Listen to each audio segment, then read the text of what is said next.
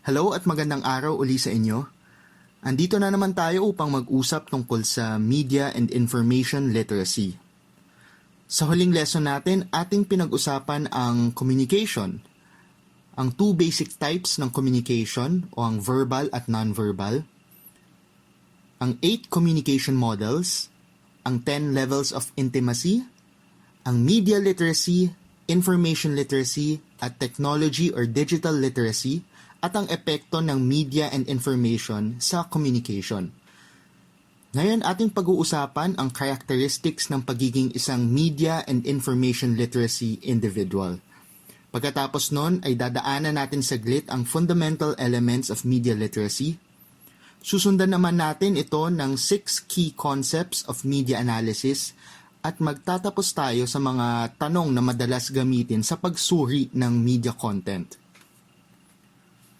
Umpisahan muna natin sa characteristics ng pagiging isang media and information literate individual. Let me just say na instead of memorizing each point as if they're a checklist of attitudes, I think it would be better for you to understand these general principles on being a media and information literate individual.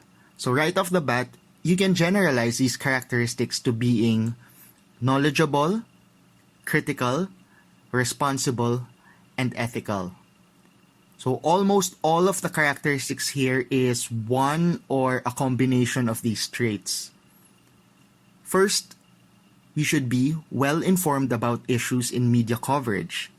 Ibig sabihin, dapat maging maalam tayo sa mga nangyayari. Knowledgeable on current events, we are not oblivious to what's happening to us or the world we live in. So dahil may access tayo sa media, let's not take it for granted. Number 2, we are aware of daily contact with media and their influence to the lifestyles, attitudes, and values of its consumers. We are not just knowledgeable on the causes and effects, but we are critical of the boundaries, limits, or extent of the privilege of having access to media and information. Alam naman natin na sa panahon ngayon napaka-immerse tayo sa media. At bilang responsableng mga consumer ng media, dapat alam natin kung paano maaring maapektuhan ng media ang ating buhay. Kasama na rito ang mabuti at ang masama. Tingnan mo ang paggamit natin ng teknolohiya. Hindi mahirap isipin na napadadali nito ang mga trabaho natin sa pag-aaral, sa pag-communicate at pag-maintain ng mga relasyon sa ating mga pamilya o kaibigan. O di naman kaya'y maski as a form of entertainment. Very obvious at hindi mahirap hanapan ng mga halimbawa ang mga ito. But it comes to a point na kailangan din natin suriin kung nakakahamak na sa atin ang paggamit ng teknolohiya. Masyado na bang madalas ang ating paggamit na hindi na natin natutuunan ng pansin ang ibang mga bagay? Masyado na ba tayong nakokontrol nitong mga teknolohiyang ito? O nagagamit na ba natin ito sa masama o sa paghamak sa iba? Ilan lang ito sa mga tanong na dapat nating palaging tanungin sa sarili. Same goes with media and information. Nangaabuso ba tayo sa paggamit nito?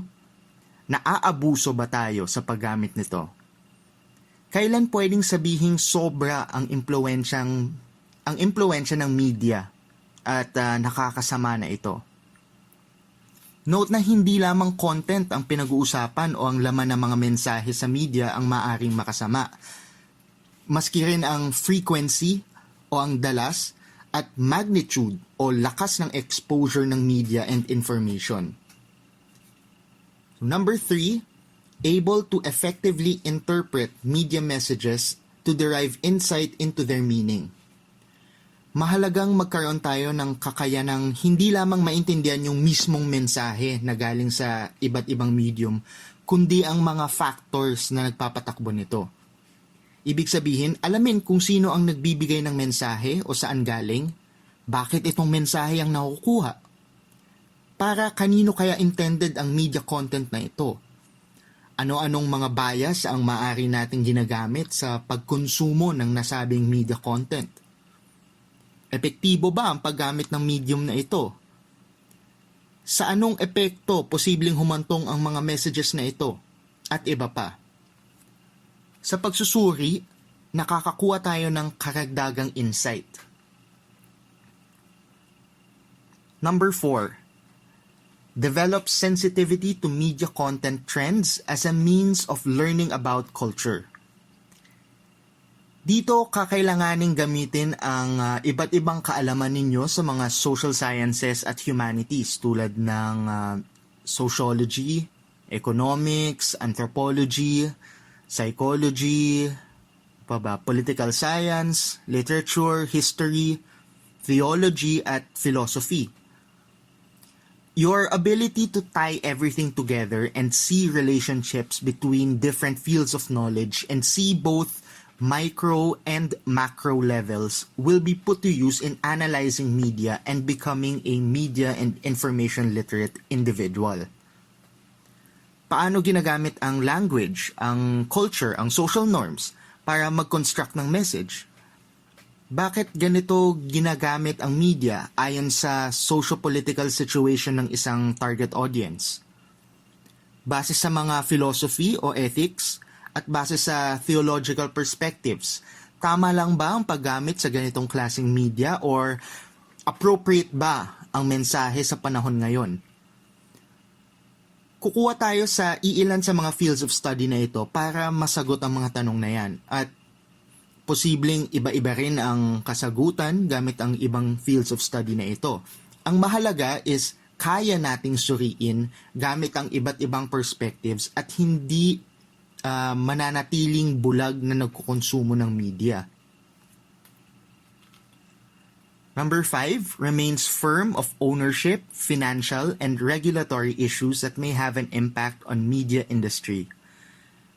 Simple lang, maging maalam sa iba't ibang issue at factor sa media industry na may epekto sa kung paano ito ginagamit.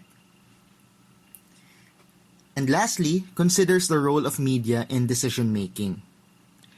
Hindi na mahirap isipin na may epekto ang media sa atin. Ngayon, paano dinidikta ng media ang ating buhay o mga ginagawa sa araw-araw? Paano natin gagamitin ang media sa ating buhay? Ano ang ating tugon? So, kanina pa medyo abstract ang talakayan natin tungkol sa pagiging media literate individual. Subukan nating tingnan ng ilang mga halimbawa. So number 1, alam natin na ginagamit ang teknolohiya upang makapag-communicate. Obvious naman yon. Nakakapag-chat tayo at text at tawag sa mga malalayo sa atin nang walang hirap.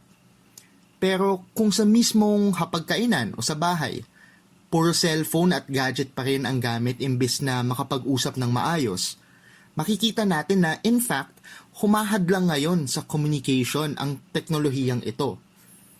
Alalahanin natin ang 10 levels of intimacy. Mas intimate pa rin ang face-to-face communication. So isang halimbawa yan ng epekto ng frequency ng technology. Isa pang halimbawa, magandang source ng balita ang TV at may mga programa na makakapagbigay ng impormasyon tungkol sa mga nangyayari sa paligid natin. Kaso kung hindi natin i-filter or hahayaan natin ang mga bata para manood ng kung ano-ano lamang, maaari silang makapulot ng hindi maganda or hindi age-appropriate na mga bagay. Pwede ring mali ang matututunan or makukuhang mensahe nila sa mga programa or mga ads na ito. Hindi natin sinasabi na dapat i-censor or pagbawalan ang mga bata na manood. Ang sinasabi natin na kailangan may guidance pa rin galing sa mas nakakatanda na pwedeng magpaliwanag sa mga bagay. So kailangan may responsibility in the face of consuming media content. Okay, so now let's turn our attention to the fundamental elements of media literacy. Most of these have similarities to our characteristics na diniscuss natin earlier and the topic afterwards, which is key concepts. But it's important to go through them just the same. being a media literate individual, you should have the following. So ito yung mga fundamental elements of media literacy. Number 1, an awareness of the impact of media. Obvious naman yon. So cause and effect. Number 2, an understanding of the process of mass communication. Papaano nababago ng mass communication ng tao. Number 3, strategies for analyzing and discussing media messages. So dito nagka-come into play ang effectiveness in using different types of media to relay your message. Number 4, an understanding of media content as a text that provides insight into our culture and our lives. Sa pagsuri ng media content, bukod sa mismong mensahe, ano ang pwede nating makuha ukol sa kultura ng target audience? Paano naman sa kultura ng gumawa ng message? Number 5, the ability to enjoy, understand, and appreciate media content. Dahil mas maalam tayo sa iba't ibang uri ng media, mas na-appreciate natin ngayon ang content na ito. Number 6, an understanding of the ethical and moral obligations of media practitioners. Again, hindi lamang bilang consumers of media, but as producers of media. Tama lang ba ang mensaheng binibigay natin or age-appropriate ba? Paano to i-compare sa culture ng target audience natin or sa mga beliefs nila? Number 7, development of appropriate and effective production skills. So, again, bilang producers ng media, magagawa nating mag-communicate ng mas maayos, mas epektibo, at mas responsable. And lastly, critical thinking skills enabling the development of independent judgments about media content. So, iilan lang ito sa mga kadahilanan kung bakit tayo nag-aaral ng subject na ito. Mahalagang balikan ang mga puntong ito paminsan-minsan upang makita kung sa pag-aaral ba ng media and information literacy ay palapit ba ako sa pagkuha nitong mga bagay na ito? Sa susunod na parte ng talakayan, uunawain natin ang 6 key concepts in media analysis. Number 1, all media messages are constructed. Lahat ng media content na exposed tayo ay ginawa ng tao for a particular purpose or effect, using particular techniques with particular biases for a particular audience. Gaya ng pag-aral ng isang computer engineer sa mga parte ng isang computer o ang tubero na alamang pasikot-sikot ng inaayos niyang lababo.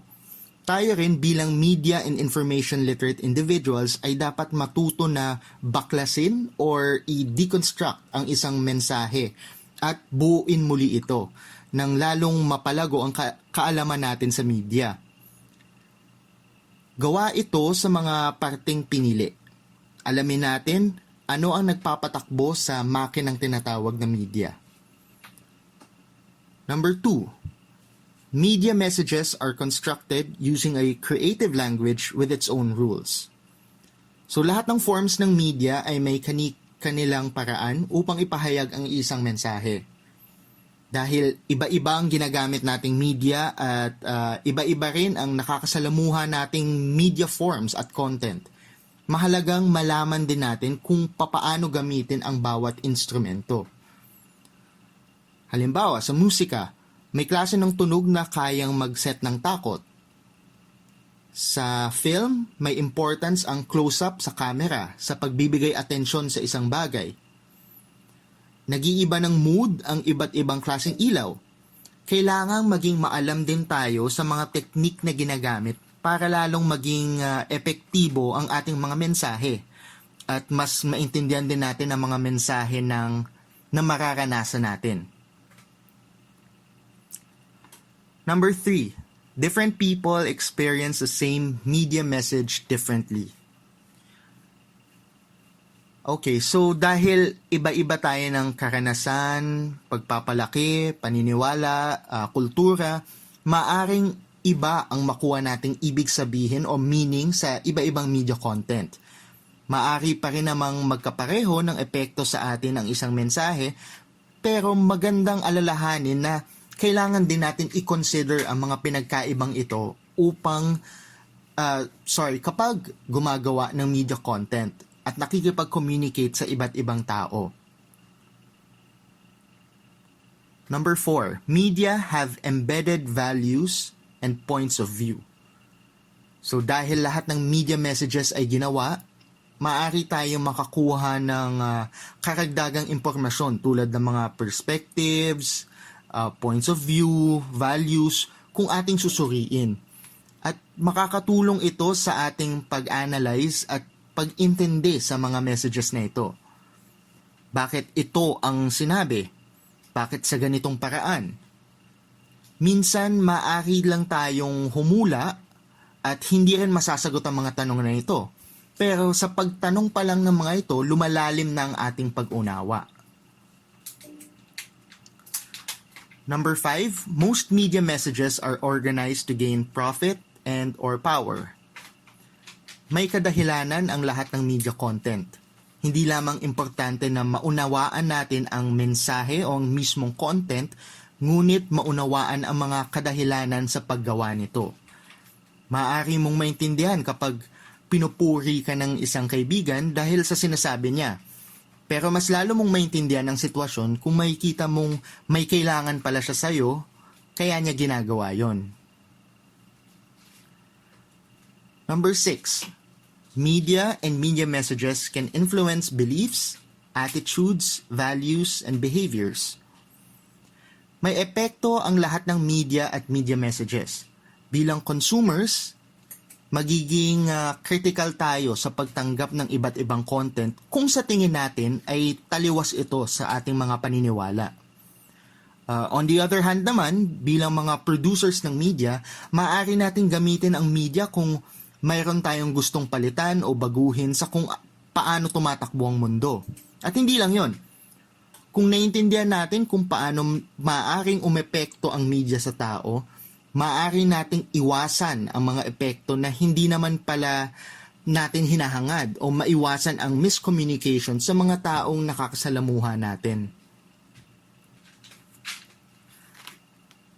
Madalas nating gagamitin ang mga konseptong ito sa pagsuri ng iba't ibang klase ng media. Kaya magandang tandaan ang mga ito para magsilbing patunay o ebidensya sa ating mga susunod na talakayan. Now, to end this session, we are going to go over some of the questions that we may ask ourselves when analyzing media content. Hindi naman natin kailangang sagutan lahat ng ito kada pagsuri ng isang medium at hindi lang ito ang mga tanong na pwedeng gamitin.